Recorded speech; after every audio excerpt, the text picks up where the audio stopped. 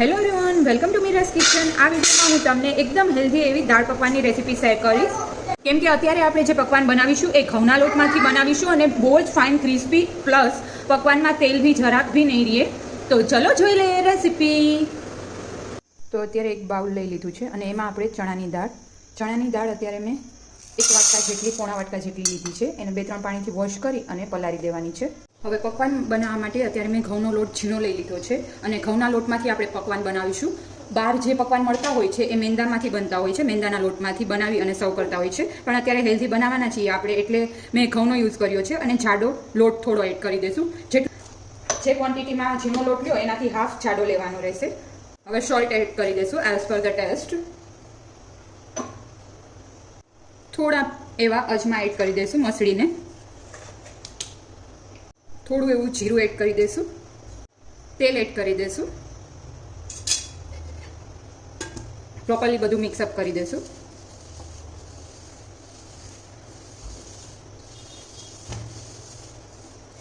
મોણ આપણે આવી રીતના મુઠ્ઠી વારે અને મુઠ્ઠી વળી જાય એટલું મોણ કરવાનું છે. હવે પાણી એડ કરતા જશું અને બહુ સોફ્ટ લોટ નથી બાંધવાનો, કડક જ બાંધવાનો છે, જેથી કરીને આપણે જ્યારે ફ્રાય કરીએ ત્યારે તેલ ના રહે. સોફ્ટ લોટ હશે તો તેલ રહેશે, એટલે ખાસ ધ્યાન રાખવાનું કે સોફ્ટ લોટ ના બંધાય.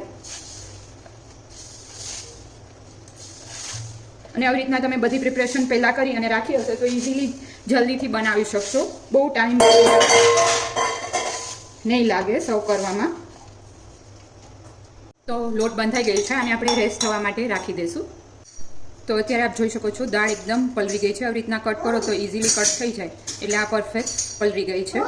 2 થી 3 કલાક પહેલાં મેં આવી રીતના પલળવા રાખી દીધી હતી. હવે આને આપણે બાફવા માટે રાખી દઈશું.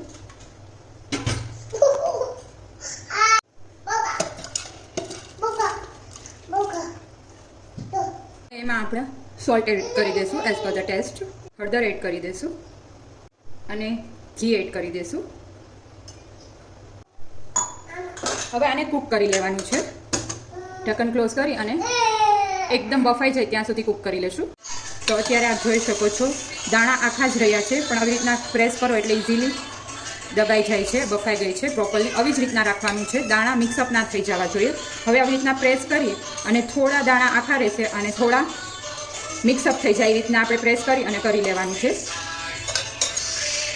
તો અત્યારે આપ જોઈ શકો છો થોડી એવી મિક્સઅપ થઈ ગઈ છે અને થોડી આખી રહી છે અને પાણી બી છે. જો તમારે પાણી ના હોય તો આ સ્ટેજ ઉપર થોડું પાણી એડ કરી દેવાનું, કેમ કે આપણે દાળને થોડી વાર માટે ઉકાળવાની છે. જો પાણી નહીં હોય તો એકદમ થીક રસો નહીં થાય દાળમાં. હવે આપણે દાળને ઉકાળવા માટે મૂકી દઈશું.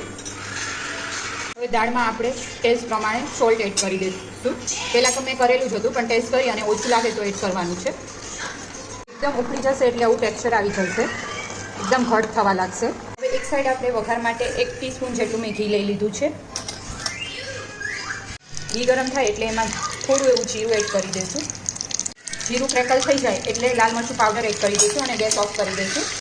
અને ડાયરેક્ટલી જ આપણે જે દાળ રેડી કરી હતી એમાં એડ કરી દેવાનું છે. હવે એમાં આપણે ઝીણું કટ કરેલું ગ્રીન ચીલી એડ કરી દઈશું. જો તમને તીખું પસંદ હોય તો તીખું લઈ શકો, અથવા તો જો મોરું ખાતા હોય તમે તો મોરું, એવી રીતના એડ કરવાનું રહેશે. ગ્રીન મરચું, ધાણા જીરું પાવડર એડ કરી દઈશું 1/2 ટીસ્પૂન જેટલું. લાસ્ટમાં આપણે આમચૂર પાવડર, જો આમચૂર પાવડર ના હોય તો તમે લીંબુ એડ કરી શકો અને ગેસ ઓફ કરી દઈશું. તો અત્યારે લોટ પ્રોપર સેટ થઈ ગયો છે અને સાવ સોફ્ટ બી નથી અને એકદમ કઠણ બી નથી, મીડિયમ જ બાંધ્યો છે. જેવું આપણે પરાઠામાં બાંધીએ, લોટ વાળવાની જરૂર ના પડવી જોઈએ જ્યારે આપણે વણીશું ત્યારે, એટલો કઠણ લોટ બાંધવાનો રહેશે. આપણે હવે લુવા કરી લઈશું.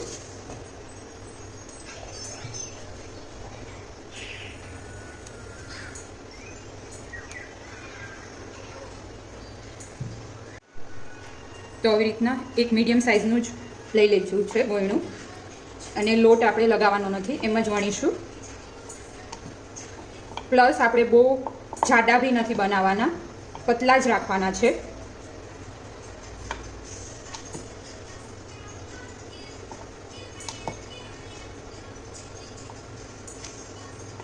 તમે સાંજ માટે અથવા તો સવારના નાસ્તા માટે કંઈ ન્યૂ વિચારતા હોય તો આવી રીતના ઘરે દાળ પકવાન ટ્રાય ના કર્યા હોય તો શ્યોર ટ્રાય કરજો. અને પ્લસ આપણે અત્યારે ઘઉંમાંથી બનાવેલા છે એટલે હેલ્ધી બી છે.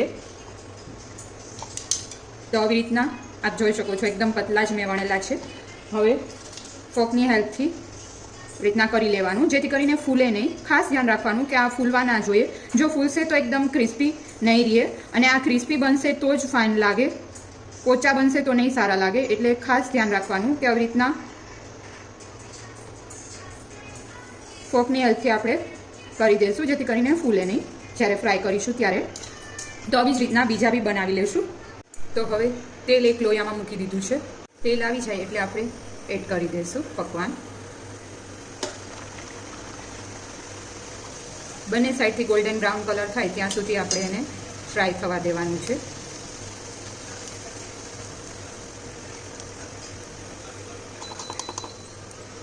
બહુ હાઈ ફ્લેમ ઉપર નહીં તળીએ, બાકી ક્રિસ્પી નહીં થાય.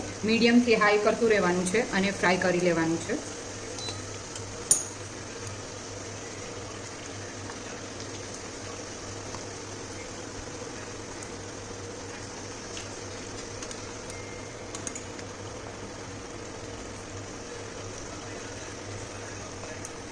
આવી રીતના તમે એમ જ પકવાન બનાવી લીધા હશે જલ્દીથી વહેલા, અને દાળ બી પલાળી અને રેડી રાખી હશે, તો ખાલી જ્યારે તમારે બનાવવું હશે ત્યારે દાળ બાફી અને એનો વઘાર જ કરવાનો રહેશે, અને બધી પ્રિપરેશન તમે એડવાન્સમાં કરી શકશો. આમાં 2 ટાઈપની ચટણીનો યુઝ થતો હોય છે, એક ગ્રીન ચટણી અને આમલીની ચટણી. એ બંને બી તમે બનાવી અને ફ્રીઝમાં રાખી શકો વહેલી બનાવીને. તો અત્યારે લાઇટ બ્રાઉન કલર આવી ગયો છે બંને સાઈડથી, અને આપણે લઈ લઈશું. અને જો સાવ તેલ નિતારવા માટેની આ ટ્રીક છે કે તમે ચીપિયાથી આવી રીતના કોઈ બી ગોળ મોટી વસ્તુ હોય એને ફ્રાય કરશો તો ઇઝીલી લેવામાં ફાવશે, અને પ્લસ બધું તેલ રિમૂવ થઈ જશે. એવી જ રીતના બીજા બધા પકવાન આપણે ફ્રાય કરી લઈશું. તો આપ જોઈ શકો છો જરા બી તેલ નહીં રહે તમે આ વેથી ફોલો કરશો તો, અને સાંભળી બી શકો છો એકદમ ક્રિસ્પી બન્યા છે. હવે ગ્રીન ચટણી બનાવવા માટે અત્યારે તીખા મરચાં લઈ લીધા છે, એક આખું મોટું મરચું, પુદીનાના પાન લઈ લીધા છે, એક આદુનો કટકો લઈ લઈશું, થોડી ધાણા ભાજી લઈ લઈશું, દાંડલી સાથે જ લઈશું જેથી કરીને બહુ ફાઇન ફ્લેવર આવે. સોલ્ટ એડ કરી દઈશું as per the test. Half લીંબુ નીચવી દઈશું અને થોડું પાણી એડ કરી અને ક્રશ કરી લઈશું. રેડી છે ગ્રીન ચટણી, એકદમ ગ્રીન કલર આવ્યો છે. તમે લીંબુની જગ્યાએ કાચી કેરી હોય તો એ બી યુઝ કરી શકો, એનાથી બી બહુ ફાઇન ટેસ્ટ આવશે. ખજૂર આમલીની ઓલરેડી મારી પાસે ચટણી હતી તો એ આપણે યુઝ કરીશું. એની રેસીપી ઓલરેડી મેં બતાવેલી જ છે મારા બીજા વિડીયોમાં, તો આપ જોઈ શકો. તો ચલો સર્વ કરી લઈએ દાળ પકવાન. એના માટે અત્યારે આપણે એક પકવાન લઈ લઈશું એક ડીશમાં, પ્લેટમાં, અને તમે કટ કરીને બી સર્વ કરી શકો. હું આની ઉપર જ સર્વ કરીશ. હવે એની ઉપર આપણે જે દાળ રેડી કરી છે એ એડ કરી દઈશું.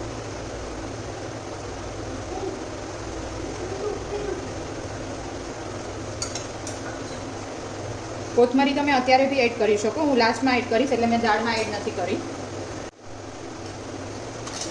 પછી ખજૂર આમલીની ચટણી રેડી કરેલી છે એ એડ કરી દઈશું.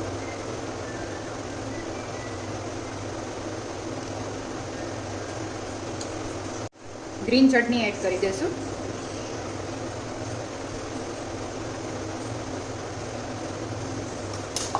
અને અત્યારે મેં લસણની ચટણી બનાવેલી છે. આ ઓપ્શનલ છે, તમને ગમતું હોય લસણનો ટેસ્ટ દાળ પકવાનમાં તો એ કરી શકો.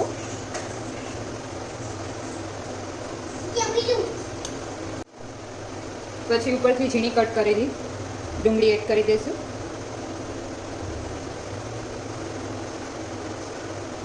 અને ધાણા ભાજી સ્પ્રિંકલ કરી દઈશું. દાણા અને સેવથી ગાર્નિશિંગ કરી લીધું છે. આ બંને ઓપ્શનલ છે, તમારી પાસે હોય તો તમે એડ કરી શકો. તો લાગે છે ને જોઈને જ મન થઈ જાય એવા દાળ પકવાનની રેસીપી રેડી છે બનીને. આપ બી આ રેસીપી ટ્રાય કરજો અને કમેન્ટ કરી અને જણાવજો તમને મારી રેસીપી કેવી લાગી. Thank you for watching my video.